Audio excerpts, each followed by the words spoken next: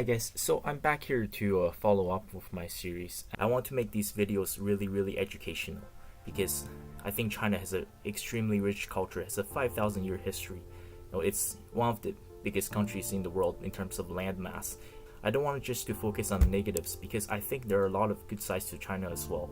Because most people are, everyday citizens, they're hardworking, they're just trying to make a living. It's becoming extremely difficult in recent years because all these policies introduced, and who knows what's gonna happen next thing China's gonna launch a full-scale invasion on Taiwan. It's hard to say where the world is going at this point. This is no conspiracies, this is just personal experience. So when I was going to school in China, so I'm still left-handed, by the way. You're allowed to be left-handed in China. I want to make this straight, so there's nothing illegal about it. But if you go to school, when you're learning to write, you're not allowed to write with your left hand.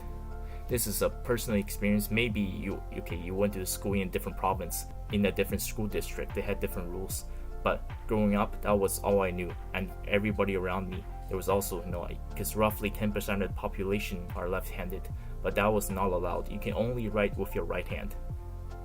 The only Chinese people that writes with their left hand, they were most likely born and raised in a different country. They were born and raised in Canada, in the US, in Australia, in New Zealand. If you're wondering if that was forced onto me, the answer is yes. So when I was going to school, every time I tried to write with my left hand, I got slapped with a meter stick. I'm sure you guys have seen these. These are available worldwide. And when you get slapped, it really stings. It leaves a mark.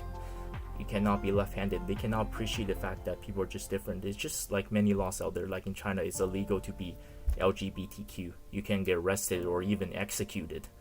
If you're looking for a clear-cut answer on why they force you to write with your right hand, the number one reason I can tell you is this. It's because in China, writing is like art. So on top of if you in English or French speaking part of the world, obviously you have a normal English or French class, you have your grammar class, but in China it's also mandatory to take these every year all the way until post-secondary, basically writing class. So you've seen the Chinese characters and how crazy and fancy they can be. So for them it's like a visual, like a wow factor. So when you write it, certain strokes have to be written in certain order, and just the thickness and how you write it and the placement. So there's a rule to everything. I was never really into it, but this is one of the mandatory classes, and you have to take it every year. You have to write everything out in hand, and the teachers look at it, and then they always give you feedbacks on how you can improve your handwriting constantly. And so the reason why they want you to be right-handed is because all these styles, all these strokes, all these focus points, everything is based on someone writing with their right hand. If you write it with your left hand, it can still look really good, but the issue is this: it doesn't work with the system because the orders don't match up, the placing doesn't match up, the focus, the emphasis, it doesn't match up with what you're writing with your right hand.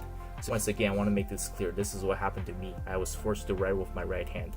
There was a point where I could write with both hands at the same time, but because, like I said, with the system, it was just not allowed. I was slowly, over time, I was forced to give up on my left hand. Thank you for the comments and the support.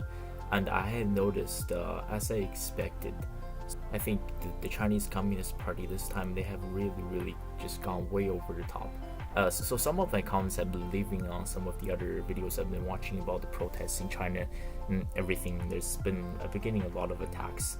And I know these are not real users. These are all bots. Most likely 90% chance they were generated by the Chinese government because they have usernames like AGC3K and 1876. All usernames like that. And the comments are extremely hateful. I think it's a method of, I would say, intimidation tactic to try to scare people away, so like they will think twice about posting any content that talks against the Chinese government.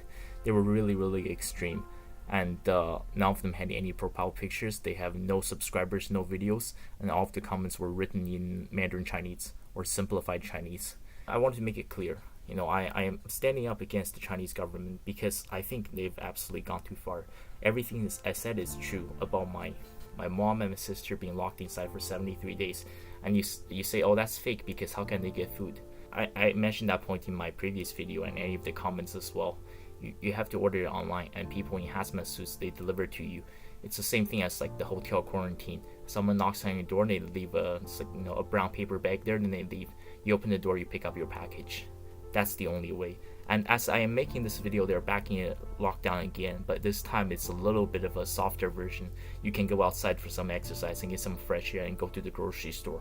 But other than that, that's really the only choice you have. I want to make this a series, and everything is going to be true. No conspiracies. I want these videos to be educational, nothing extremely dark. Because I have a lot of great stories that I want to tell from the Chinese history, their culture, and there are so many historical figures and so many historical events that's happened in the past 5,000 years I would like to share. So I want to use this platform to share my story with the rest of the world. Thank you guys so much. We'll see you guys in the next video.